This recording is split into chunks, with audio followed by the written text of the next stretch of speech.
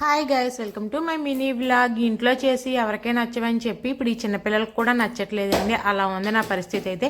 ఇంట్లో మనం నీట్గా హైజెనిక్గా వండితే అందులో షుగర్ యాడ్ కూడా చేయము, మనం నీట్గా వండుతాము. కానీ వీళ్ళైతే అసలు తినరు కదా. మా ఊడైతే రీసెంట్ డేస్లో హెల్త్ బాగోలేదని చెప్పాను కదా. మా చెల్లి అయితే సజెస్ట్ చేసింది, సెల్లకి పెట్టాక నువ్వు చేసింది అలాగా తినట్లేదు కదా అని చెప్పి. నేను కూడా పుట్టిన దగ్గర నుంచి మా ఊడికి ఒక్కసారి కూడా బయట సెల్లకి అయితే పెట్టలేదు. ఇదే ఫర్ ద ఫస్ట్ టైం అనమాట పెట్టడము. అసలు తింటాడో తిండా అనుకున్నాను, కానీ ఇందులో అది కూడా బియ్యము పప్పు అనమాట, పెసరపప్పుతోని. నేను అనిపించింది మనమే బాగా చేసుకుంటాం కదా దీనికంటే అని చెప్పి. దీని కాస్ట్ కూడా అరౌండ్ 300 అలా పడింది. మా ఊడు ఒక్క స్పూన్ టేస్ట్ చేసి ఊసి పడేసాడు అనమాట. అలా ఉంటుంది మా ఊడితో మాటలు పనులని. ఇంకెక్కడ విషయానికి వస్తే ఈవిడ గారు నాటకాలు అయితే మామూలుగా లేవండి.